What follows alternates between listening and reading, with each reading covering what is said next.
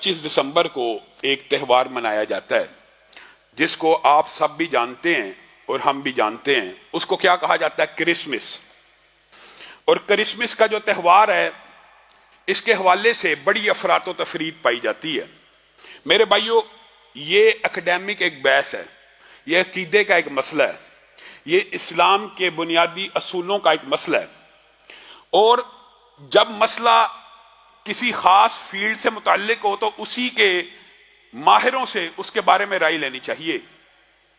हमारे मुआशरे के अंदर इस हवाले से बड़ी अफरातो तफरीत है, हत्ता के बाद मजहबी जमातों के अंदर भी आप देखते हैं नियाम में लिखा जाता है क्रिसमस पैकेज। मसीही भाइयों के लिए क्रिसमस के तोहफे, मसीही भाइयों के लिए उनकी ईद के तोहफे।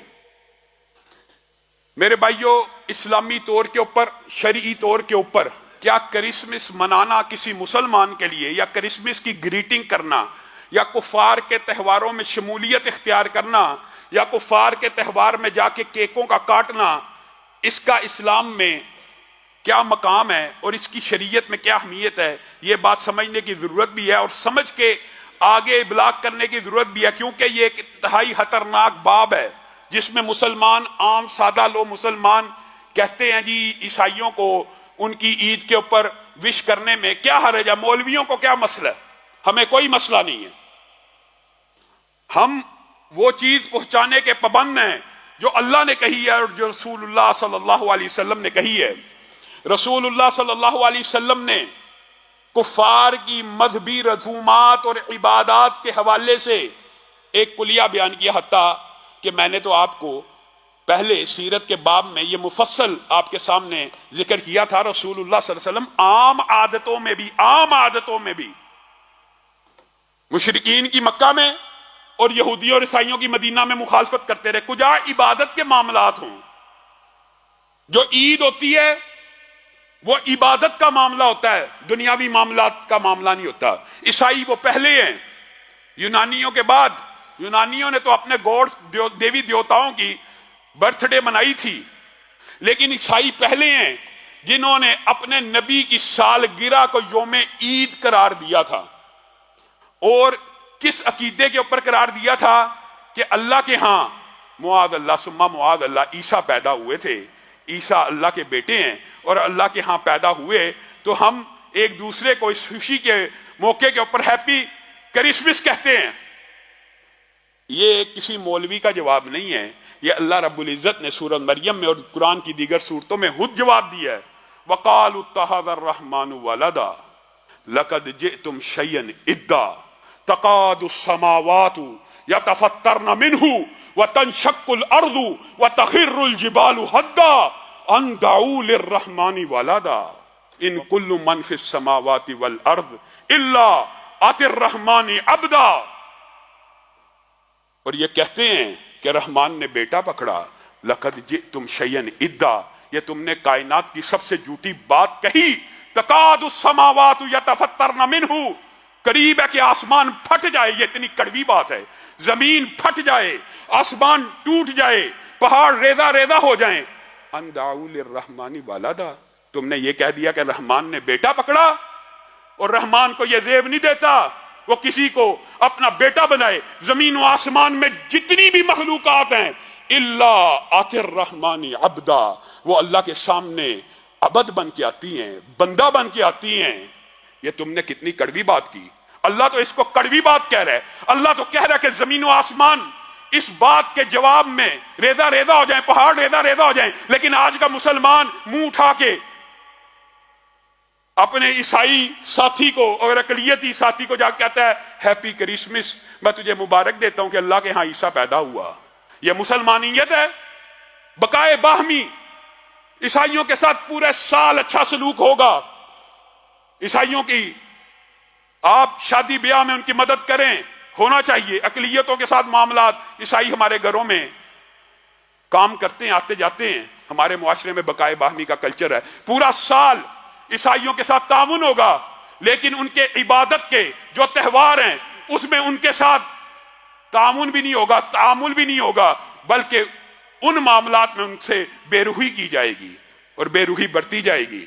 ان ایام میں ان کو مبارک نہیں دی جائے گی. امام ابن تیمیہ اور ابن قیم اور ائمہ نے اس بارے میں بڑی مفصل بحث کی ہے. آپ نے آج تک کوئی عیسائی دیکھا ہے جو مسلمانوں کی بقرعید کے موقع کے اوپر آ کے آپ کے طرف سے مسلمانوں کا دل رکھنے کے لیے ہی ایک بکرا خریدے اور اس کی گردن پہ چھری چلا دے؟ آپ نے کبھی نہیں دیکھا ہوگا. لیکن آپ نے ایسے مسلمان ضرور دیکھے ہوں گے جو عیسائیوں کے اس تہوار پہ اپنی جیب سے کیک خریدیں گے اور اس کیک کے اوپر چھری چلا دیں گے. بڑے بڑے ائمہ نے یہ کہا یہ کیک کی بات ہے، اگر ان کے عبادت کے، یہ عبادت کے تہوار ہیں، یہ ان کے عبادت کے تہوار ہیں، ان کی شریعت کے تہوار ہیں، ان کے مذہب کے تہوار ہیں. من تشبہ بھی قومن، جو بندہ تشبہ کرتا ہے کسی قوم کے ساتھ فہو منہم یا فہو منہم، تو وہ انہی میں سے ہے. اب مجھے ایک بات بتائیے، یہ تشبہ کیا صرف لباس میں ہے؟ لباس میں بھی نہیں ہونا چاہیے. ایسا لباس جو کسی کافر کا مذہبی عقیدے کا حصہ بن جائے، اس لباس کی بھی مشابہت نہیں ہونی چاہیے. کجا یہ کہ آپ ان کے تہواروں کی مشابہت کرتے پھریں اور ان کے تہواروں کے اوپر جا کے کرسمس کے کیک کاٹیں، اور بڑے بڑے حاجی اور بڑے بڑے علماء بھی کرسمس پیکج دے رہے ہیں اور عیسائیوں کے ساتھ شریک ہو کر ان کیک کے اوپر چھری کو چلا رہے ہیں. حضرت عمر نے کہا کافروں کی اعیاد کے موقع کے اوپر، عیدوں کے موقع کے اوپر ان کی عبادت خانوں کا رخ بھی نہ کرو، کیونکہ اللہ کا غیظ و غضب ان کے اوپر نازل ہو رہا تھا. کیونکہ یہ تہوار انہوں نے خود گڑے ہیں، یہ خوشی کے تہوار نہیں ہیں، یہ اللہ کو ناراض کرنے کے تہوار ہیں. آپ وہاں جا کے کیک کاٹتے ہیں، محدثین نے، ائمہ نے لکھ دیا وہاں پہ جا کے کیک کاٹنا تو آپ نے تو اپنی جیب سے کاٹا. اگر وہ آپ کو کوئی تربوز بھی دے دیں تو آپ اگر وہ تربوز بھی کاٹ دیں تو یہ تربوز کاٹنا خنزیر کو ذبح کرنے سے زیادہ سنگین ہے. لیکن میں اور آپ اسلام کے ان بنیادی عقائد سے مسیحیوں کے ساتھ تعاون کریں. پورا سال ہے، تعاون پورا سال ہے. عیدوں کے اوپر وش کرنا، اس سے اجتناب کرنا مسلمانوں کی ضرورت ہے. لیکن میرے بھائیوں، میں اگر سوختہ ساما ہوں تو یہ رود سیاہ خود دکھایا ہے میرے گھر کے چراغاں نے مجھے. اللہ تعالیٰ نے قل هو اللہ احد اللہ الصمد لم یلد ولم یولد کے بارے میں تو کہہ دیا کہ میرا کوئی بیٹا نہیں، اور نہ اللہ کو ضرورت ہے کہ کوئی بیٹا بنائے. اللہ کے سامنے ہر کوئی بندہ آپ کے سامنے آیتیں رکھی ہیں. لیکن ہم میں سے بعض مسلمان کم علمی کی بنیاد کے اوپر، محبت کی بنیاد کے اوپر، بیٹا تو دور کی بات ہے، اپنے نبی کو اللہ ہی کا جز بنا دیتے ہیں. معاذ اللہ. یہ بھی دکھ کی بات ہے کہ نہیں؟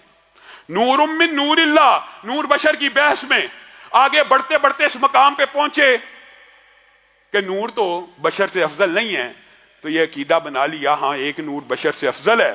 نور بشر سے افضل نہیں ہے، کیونکہ ساری نورانی مخلوقات کو آدم کے سامنے جھکنے کا حکم ہوا تھا. آدم اشرف المخلوقات ہے. لقد خلقنا الانسان فی احسن تقویم، سب جانتے ہیں اشرف المخلوقات انسان ہے. نور آدم سے افضل نہیں ہے. ایک نور افضل تھا، انہوں نے کہا اب کوئی بات نہیں بنتی تو نور من نور اللہ کہہ دیتے ہیں. نبی کریم صلی اللہ علیہ وسلم کو اللہ ہی کا نور بنا دیتے ہیں.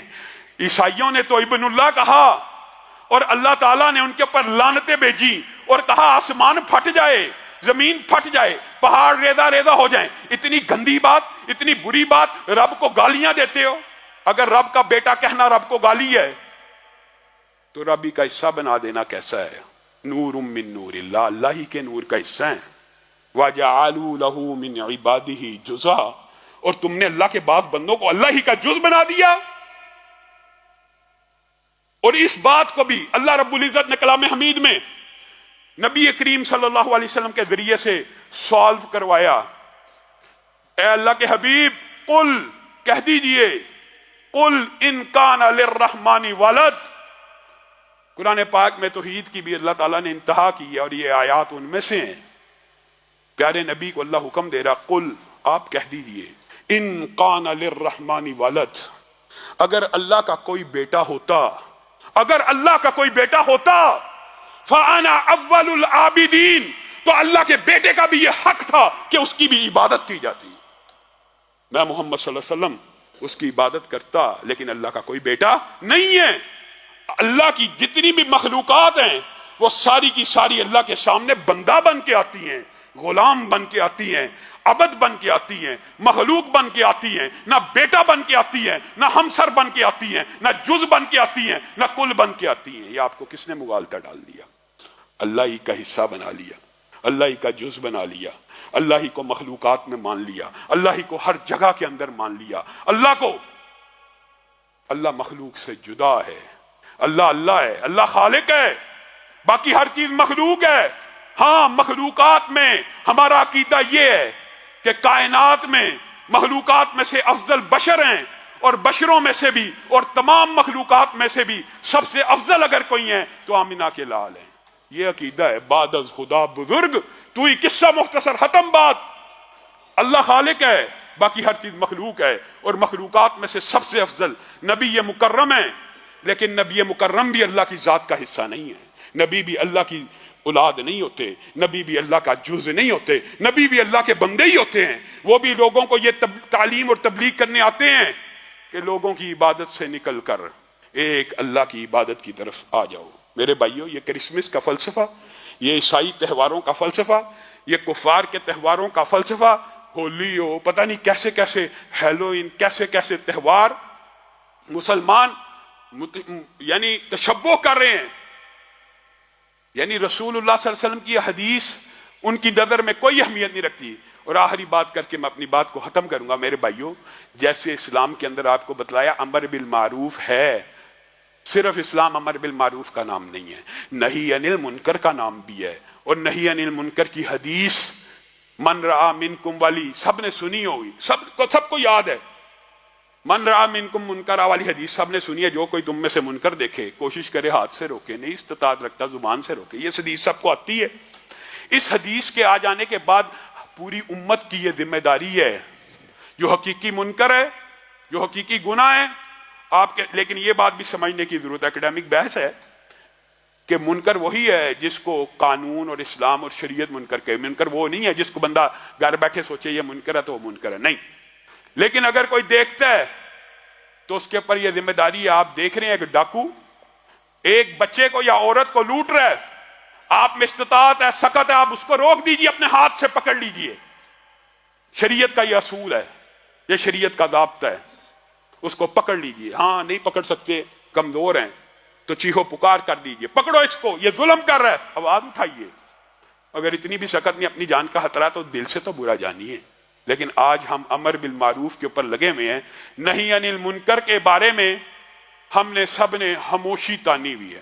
میرے بھائیوں، گانا جس طرح تنہائی میں کمرے کے اندر سننا حرام ہے، اسی طرح پبلک میں، کنسرٹ میں، کالج میں بھی حرام ہے۔ اسی طرح اگر یہ کنسرٹ اور گانا بجانا کسی اور اسلامی ملک میں ہو تو بھی جائز نہیں ہو جاتا۔ یہ آپ کو کسی نے مغالطہ ڈال دی ہے۔ یہ آج کل معاشرے کے اندر بڑا المیہ ہے۔ یہ جو حکمرانوں کی جو منکرات ہیں، ان کی جو نواہی ہیں، ان کو جو منع کرنا ہے ان کے کان میں جا کے کرنا ہے۔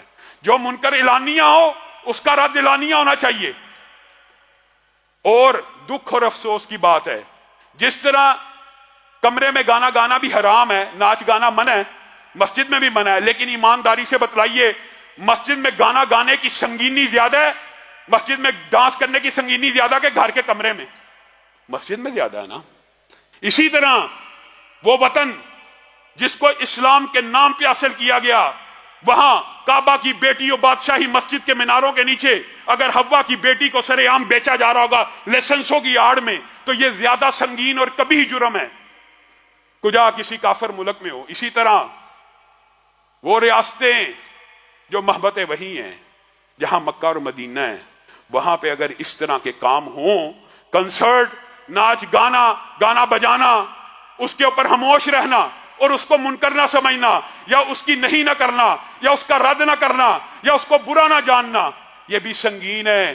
میرے بھائیوں، پاکستان میں اور اس ریاست میں گانا بجانا دیگر ریاستوں سے زیادہ سنگین ہے، کیونکہ یہ ریاست اسلام کے نام پر بنی اور وہاں پہ مکہ اور مدینہ موجود ہے، وہاں پہ زیادہ سنگین ہے۔ اللہ رب العزت جو کہا گیا